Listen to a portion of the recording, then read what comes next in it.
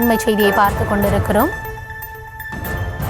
தர்பூசணி பழம் குறித்து மக்களிடம் நிலவக்கூடிய அச்சத்தை போக்க வேண்டும் என அன்புமணி ராமதாஸ் வலியுறுத்தியிருக்கிறார். அர்த்தமற்ற வதந்திகளால் உழவர்களுக்கு பாதிப்பு ஏற்பட்டுள்ளதாகவும் அவர் அறிக்கை ஒன்றை வெளியிட்டிருக்கிறார். தர்பூசணி விற்பனை பெருமளவில் குறைந்துவிட்டதால் உழவர்கள் கடுமையாக பாதிக்கப்படுவதாகவும், டன் 14,000 வரை விற்கப்பட்ட தர்பூசணி தற்பொழுது 3,000 கூட வாங்க ஆள் இல்லை எனவும் அவர் அந்த அறிக்கையில் தெரிவித்திருக்கிறார். இது குறித்த விவரங்களுக்காக இணைகிறார் எம்முடைய செய்தியாளர் ராஜேஷ்.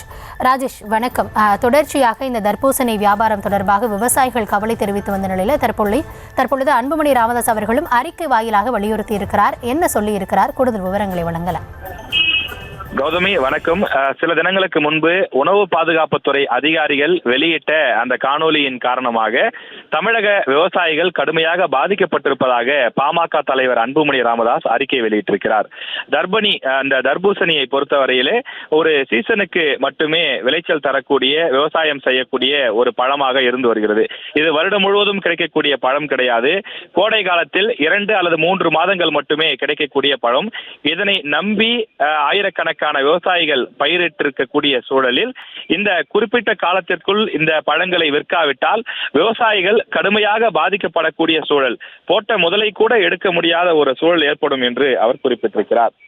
அதாவது விவசாய நிலங்களில் 99.9% தவறு நடப்பதில்லை என்றும், யாரோ சிலர் மட்டும் தவறு செய்துள்ளனர், ரசாயனம் கலந்த தர்பூசணி எங்கும் விற்பனை செய்யப்படவில்லை என்று விளக்கம் அளித்தும் கூட மக்களுக்கு ஏற்பட்ட அச்சம் விலகவில்லை என்றும் அவர் குறிப்பிட்டிருக்கிறார். எனவே தர்பூசணி பழங்கள் தொடர்பாக நிலவக்கூடிய அர்த்தமற்ற அச்சங்களை போக்கக்கூடிய வகையில் தர்பூசணி பழங்களின் நன்மைகள் குறித்தும் அவற்றின் தன்மைகள் குறித்தும் தமிழக அரசு ஊடகங்கள் மூலமாக விழிப்புணர்வு ஏற்படுத்த வேண்டும் எனவும் அன்புமணி ராமதாஸ் கேட்டுக் கொண்டிருக்கிறார். மேலும் பொதுமக்களும் விவசாயிகளிடமிருந்து தர்பூசணி பழங்களை வாங்கி உண்ண முன்வர வேண்டும் எனவும், அப்போதுதான் நம்முடைய தமிழக விவசாயிகள் இந்த பேரிழப்பிலிருந்து பாதிக்கப்படக்கூடிய அந்த விஷயத்திலிருந்து மீள முடியும் என்றும் அவர் குறிப்பிட்டிருக்கிறார்.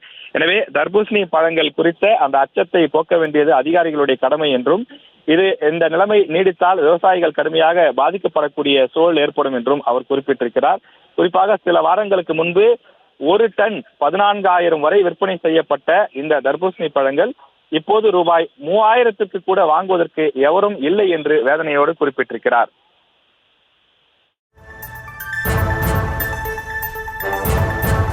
விவரங்களுக்கு நன்றி ராஜேஷ்.